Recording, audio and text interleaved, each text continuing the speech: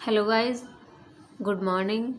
आज का चैप्टर मैं आपके लिए लेके आई हूँ हिंदी वर्णमाला का। ठीक है, तो इसमें हम सबसे पहले बात करते हैं भाषा की कि भाषा क्या है। तो भाषा संस्कृत के भाष शब्द से बना है। भाष का अर्थ है बोलना। भाषा की सार्थक इकाई वाक्य है। वाक्य से छोटी इकाई उपवाक्य, उपवाक्य से छोटी इकाई पदबंध, पदबंध से छोटी इकाई पद या शब्द, और पद से छोटी इकाई अक्षर, और अक्षर से छोटी इकाई ध्वनि या वर्ण है, जिसे हम इंग्लिश में लेटर कहते हैं। राम शब्द में दो अक्षर रै और मैं एवं वर्ण चार हैं, रै, आ, मैं और ए। बिकॉज जो हमारे व्यंजन होते हैं वो बिना स्वर के नहीं बोले जाते, तो मैं के साथ आपका आ आएगा। ठीक है, फिर आगे देखते हैं वर्णमाला। वर्ण भाषा की सबसे छोटी इकाई ध्वनि यह वर्ण है। ध्वनि वर्ण का उच्चारित रूप है और वर्ण ध्वनि का लिखित रूप है।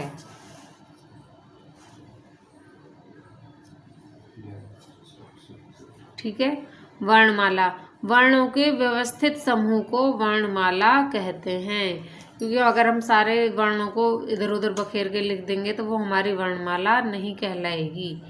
उसका एक व्यवस्थित समूह होता है जिसे हम वर्णमाला का नाम दे देते हैं।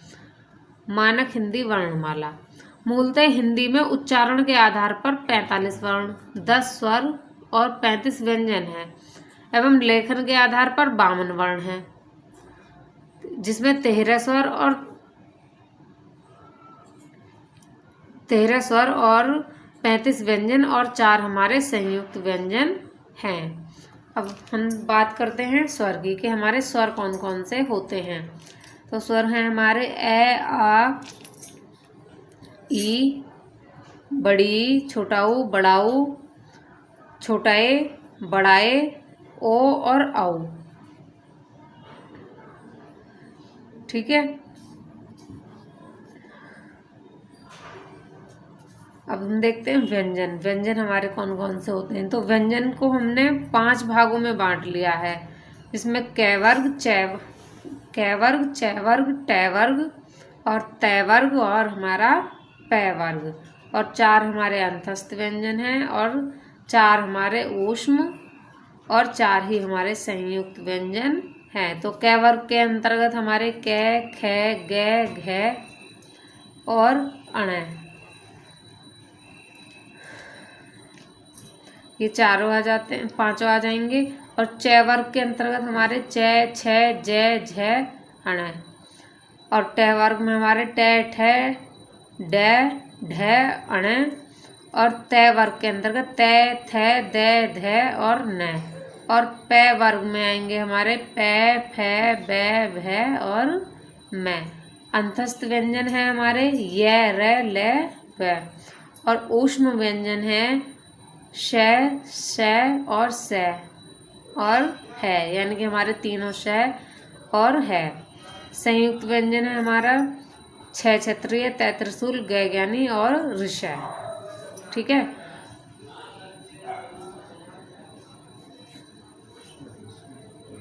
आगे देखते हैं विदेशों से आगत गृहीत ध्वनियाँ, जो हमने विदेशी भाषाओं से ली हैं, अरबी और फारसी से। तो ए, कै, खे, गे, जे, फे। तो जो इनमें तो ये सारे हमारे जो वर्ण हैं ये हमारे तल बिंदु या नुक्ता वाले वर्ण हैं। जो इसमें आप एक बिंदु देख रहे हैं नीचे की साइड में लगा हुआ, ये इसे या तो हम तल बिंदु कहेंगे या फिर नुक्ता कहेंगे। ठीक है, आगे देखते हैं कि स्वर किसे कहते हैं। तो जो स्वतंत्र रूप से बोले जाने वाले वर्ण होते हैं वो हमारे स्वर कहलाते हैं। परंपरागत रूप से इनकी संख्या 13 मानी गई है। उच्चारण की दृष्टि से इनमें केवल 10 ही स्वर हैं। छोटा आ, बड़ा आ, छोटी ई, बड़ी ई, छोटा ऊ, बड़ा ऊ, ए, ओ और औ। ठीक है, ये हमारे कितने हो गए 10। स्वरों का वर्गीकरण, इन्हें हम किस तरह से विभाजित करते हैं वो देखते हैं। तो इसमें नंबर 1 है मात्रा उच्चारण काल के आधार पर। मात्रा या उच्चारण काल के आधार पर स्वरों का विभाजन। तो इसमें नंबर 1 आएगा हमारा ह्रस्व स्वर, जिनके उच्चारण में कम समय लगता है, यानी कि जिनके उच्चारण में बहुत कम समय लगता है वो हमारे ह्रस्व स्वर कहलाते हैं, जैसे छोटा आ, छोटी ई और ओ।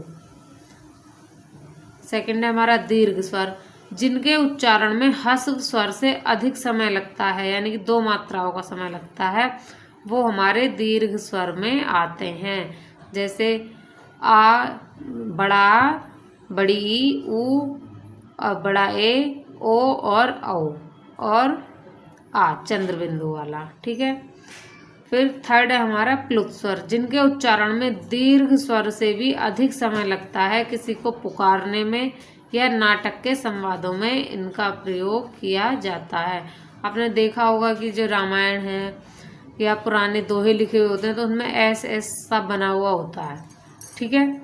सेकंड है हमारा जीभ के प्रयोग के आधार पर।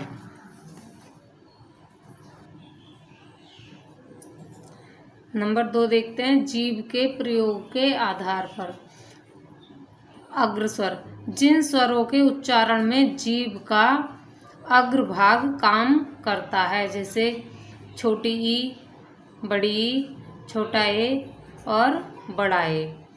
मध्य स्वर, जिन स्वरों के उच्चारण में जीभ का मध्य भाग काम करता है, जैसे ए। और पश्च स्वर, यानी कि जिन स्वरों के उच्चारण में जीभ का पिछला भाग काम करता है उन्हें हम पश्च स्वर कहते हैं, जैसे आ, ऊ, औ, ओ, औ और आ चंद्र बिंदु वाला। ठीक है। नंबर 3 है हमारा मुख द्वार के खुलने के आधार पर। मुख द्वार खुलने के आधार पर स्वरों का विभाजन।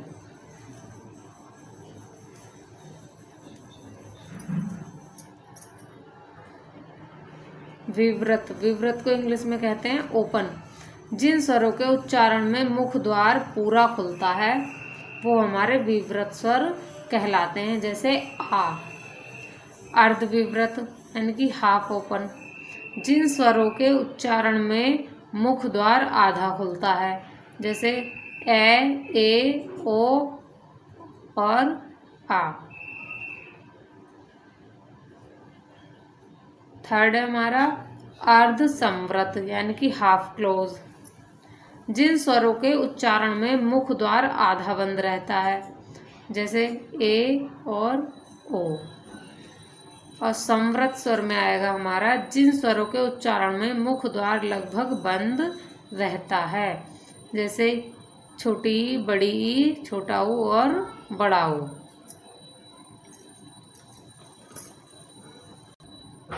नंबर 4 है हमारा होठों की स्थिति के आधार पर स्वरों का विभाजन।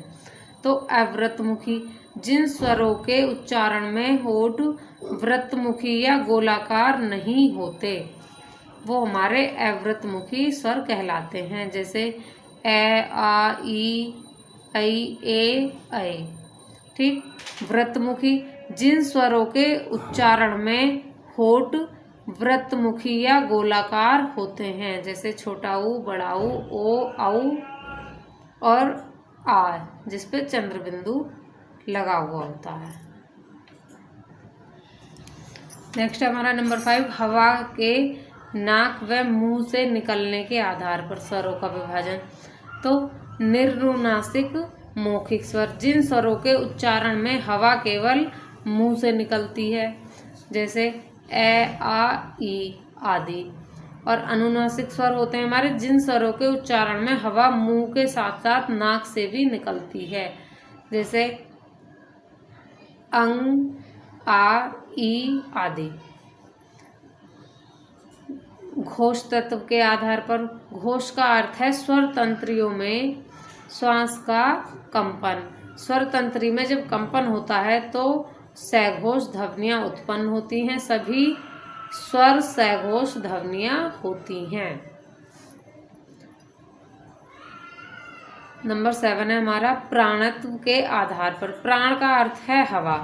सभी स्वर अल्प प्राण होते हैं, यानी उनके उच्चारण में मुख से कम हवा निकलती है। जो हमारे स्वर होते हैं वो सभी अल्प प्राण होते हैं। नेक्स्ट आता है हमारा व्यंजन। व्यंजन का विभाजन।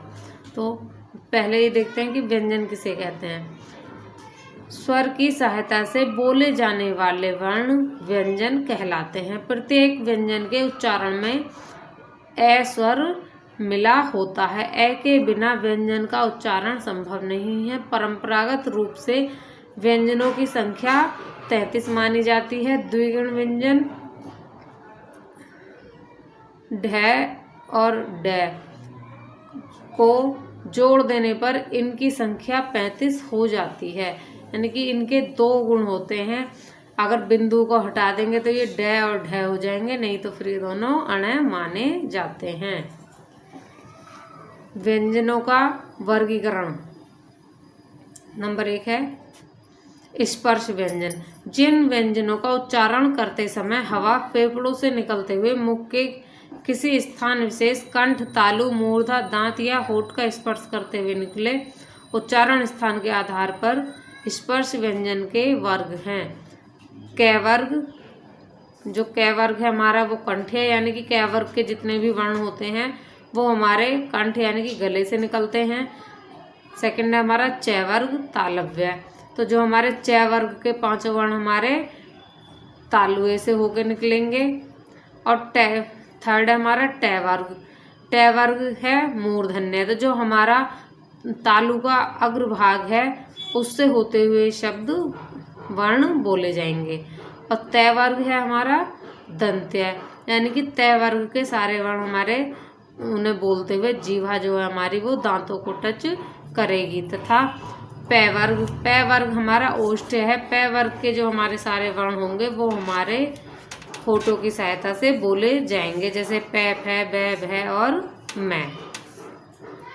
स्पष्ट है कि स्पर्श में पीछे से आगे की ओर जाने का क्रम है, यानी कि जो हमारे सारे वर्ग हैं व्यंजन के वो हमारे पीछे से आगे की ओर जाएंगे। तो जो हमारा सबसे पहला है वो क्या है, कंठ है, गले से निकलने वाला।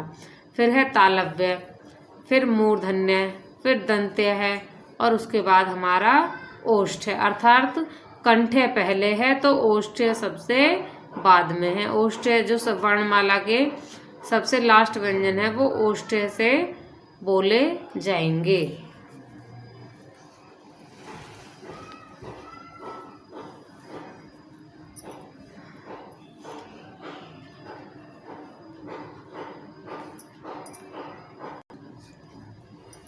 दूसरा है हमारा अंतस्थ व्यंजन।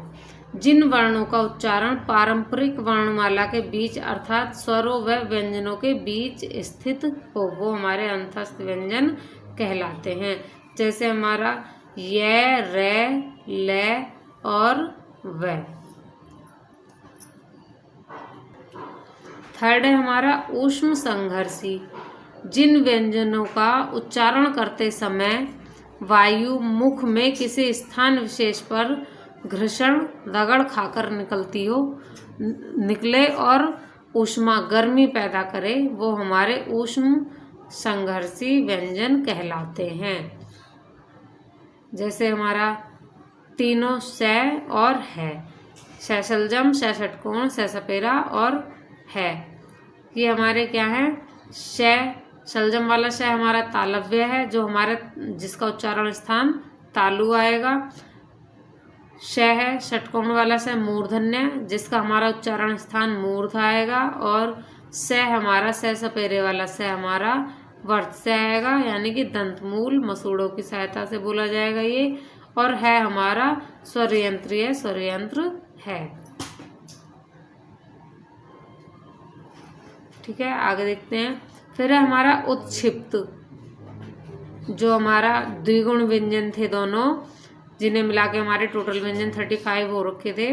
तो उसमें हमारे दो आते हैं, ड और ढ। तो जिनके उच्चारण में जीभ पहले ऊपर उठकर मूर्धा का स्पर्श करे और फिर झटके के साथ नीचे को आए, वो हमारे उत्क्षिप्त व्यंजन कहलाते हैं। अड़ और ड और ढ हिंदी के विकसित व्यंजन है, ये संस्कृत में नहीं थे। ठीक है, क्योंकि हिंदी लैंग्वेज जो है हमारी वो संस्कृत से विकसित होकर बनी है और ये दोनों संस्कृत में नहीं थे।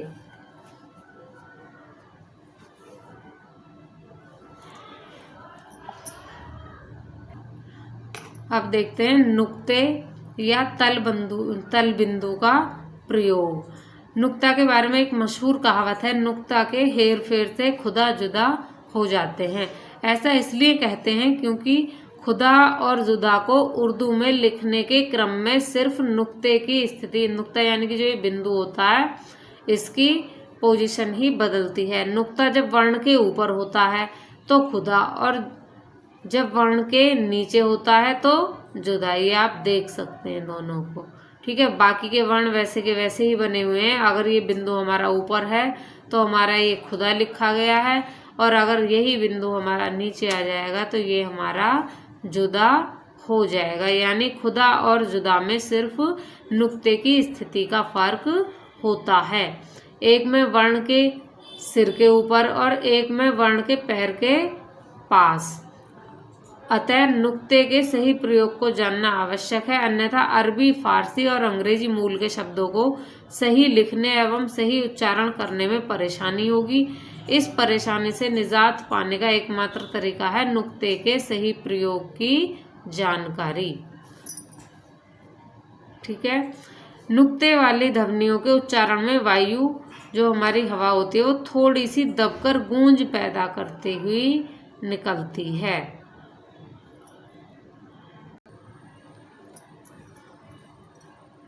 अब देखते हैं उर्दू शब्द के किस वर्ण में नुक्ता लगेगा या नहीं लगेगा। इसे जानने का एक सरल उपाय है कि उस उर्दू शब्द के अंग्रेजी लिखावट को मन में याद करें जो आपने कहीं देखा, सुना या पढ़ा हो, और उसके आधार पर निर्णय लें कि नुक्ता लगाना है या नहीं। उर्दू शब्द के अंग्रेजी लिखावट में यदि के हो तो कै, यानी कि अगर के बना हुआ होगा तो हम लिखेंगे हिंदी में उसका कै, और अगर क्यू होगा तो हम फिर कै में नुक्ता का प्रयोग करेंगे।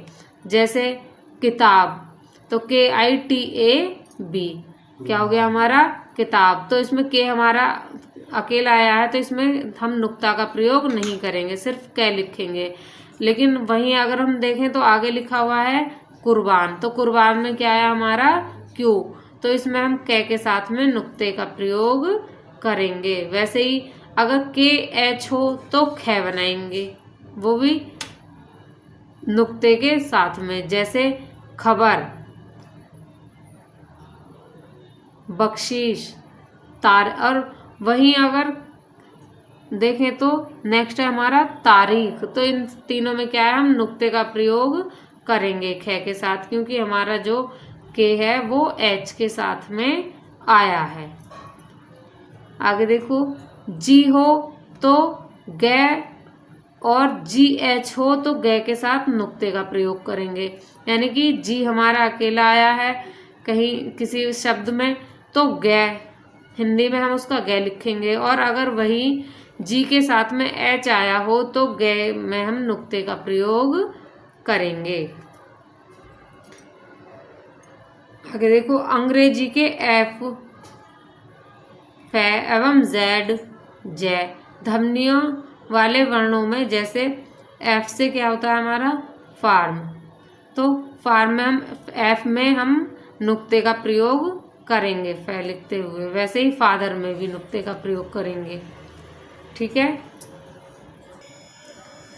तो यही हमारा वर्णमाला का जो चैप्टर है वो फिनिश होता है। और अब हम इसके कुछ क्वेश्चन देख लेते हैं। तो इसमें क्वेश्चन नंबर 1 है, भाषा की सबसे छोटी इकाई क्या है।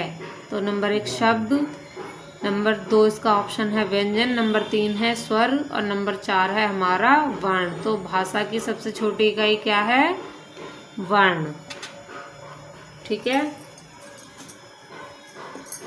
वर्णमाला किसे कहते हैं? तो इसका ऑप्शन देख लेते हैं। ऑप्शन नंबर ए है शब्द समूह को, बी ऑप्शन है हमारा वर्णों के संकलन को, सी ऑप्शन है शब्द गणना को, और डी ऑप्शन है हमारा वर्णों के व्यवस्थित समूह को। तो जो हमारा वर्णों का व्यवस्थित समूह है वो हमारा क्या कहलाएगा? वर्णमाला। थर्ड है हमारा निम्न में से कंठे ध्वनियाँ कौन सी हैं जो हमारी कंठ यानी कि गले से निकलती हैं? तो मैंने आपको बताया कि क वर्ग की जो हमारा क वर्ग है उसके हमारे पांचों वर्ण कहाँ से निकलेंगे? कंठ से। वो कंठव्य में हमारे आते हैं। तो हम ऑप्शन में देख लेते हैं। तो इसमें हमारा पहला ही ऑप्शन दिया हुआ है क और ख, सेकंड में दिया हुआ है य और र, थर्ड में दिया हुआ है च और ज, और फोर्थ ऑप्शन में दिया हुआ है हमारा ट और ण। तो इसमें हमारा पहला ही ऑप्शन सही हो जाएगा क और ख। नंबर 4 है स्थान के आधार पर बताइए कि मूर्धन्य व्यंजन कौन से हैं। स्थान के आधार पर बताइए कि मूर्धन्य व्यंजन कौन से हैं। ठीक है। तो जिसमें हमारा मूर्धा का प्रयोग होता है वो व्यंजन हमें इसमें देखने हैं। तो ग और घ, तो ये तो हमारे क वर्ग के हो गए, क ख ग घ, और ज और झ तो हमारे ये भी नहीं होंगे। सी ऑप्शन है हमारा ड और ढ। तो इसमें हमारा मूर्धा का प्रयोग करा जाए। जब हम इसे बोलते हैं तो जीवा जो हमारी मूर्धा से टकराते हुए हवा को बाहर निकालती है। तो हमारे इसमें कौन सा सही हो जाएगा? Third option, option number C. Question number 5 है हमारा निम्न में से अल्प प्राण वर्ण कौन से हैं? निम्न में से अल्प प्राण वर्ण कौन से हैं?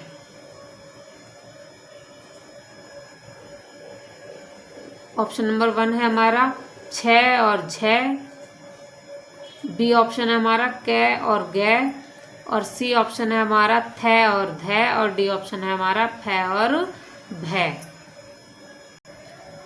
तो इनमें हमारा 4 ऑप्शन में कौन सा सही हो जाएगा? क और ग, option number B. Question number 6 है हमारा निम्न में से नासिक्य व्यंजन कौन सा है? यानी कि जो हमारे व्यंजन दिए गए हैं, ऑप्शन दिए गए हैं, इनमें हमारा नाक से बोला जाने वाला व्यंजन कौन सा है? तो ऑप्शन नंबर ए है श, बी है हमारा अण, और सी है हमारा ग, और डी ऑप्शन है हमारा ज। तो इसका हमारा option number B is the right answer. जो हमारा अण होता है वो हमारा नासिका की सहायता से बोला जाता है। क्वेश्चन नंबर 7 देख लेते हैं। छोटा ए बड़ा ए वर्ण क्या कहलाते हैं? तो इसका देखते हैं। नासिक, ऑप्शन नंबर ए है नासिक्य सॉरी, ऑप्शन नंबर बी है हमारा मूर्धन्य, सी है हमारा ओष्ठ, और डी ऑप्शन है हमारा कंठ तालव्य। तो ए और ए, तो ये क्या है? हमारे गले की सहायता से बोले जाने वाले स्वर वर्ण हैं। तो इसमें हमारा कौन सा राइट हो जाएगा? Option number D is the right answer. Question number 8 है हिंदी वर्णमाला में अयोगवाह वर्ण कौन से हैं? हिंदी वर्णमाला में अयोगवाह वर्ण कौन से हैं? तो ऑप्शन नंबर ए है ए और आ, ऑप्शन नंबर बी छोटी ई बड़ी ई, ऑप्शन नंबर सी है छोटा ऊ और बड़ा ऊ। तो इसमें हमारे तीनों में से कोई सा भी अयोगवाह नहीं है। और ऑप्शन नंबर डी है हमारा अंग और ए, यानी कि जिसमें विसर्ग लगे हुए हों। तो इसका हमारा option number D is the right answer, जिसमें हमारा अंग और ए आएंगे। क्वेश्चन नंबर 9 है निम्न में बताइए कि किस शब्द में द्वित्व व्यंजन है? यानी कि उसने द्विगुण व्यंजन पूछा है। तो ऑप्शन नंबर ए है पुनः में, option number B Allahabad, option number 3 है हमारा दिल्ली, और ऑप्शन नंबर हमारा डी है उत्साह। तो हमारा इसमें जो option number C is the right answer, Delhi. इसमें द्वित्व व्यंजन का प्रयोग किया गया है। क्वेश्चन नंबर 10 है श और स है कौन से व्यंजन कहलाते हैं। तो मैंने आपको बताया था पहले कि जो हमारे तीनों स और हैं वो हमारे संघर्षी व्यंजन में आएंगे। तो इसमें संघर्षी हमारा कौन सा ऑप्शन पे दिया हुआ, ऑप्शन नंबर सी पे, यानी कि option number 3 is the right answer. ठीक है, इसी के साथ हमारी क्लास समाप्त होती है। Tata bye bye.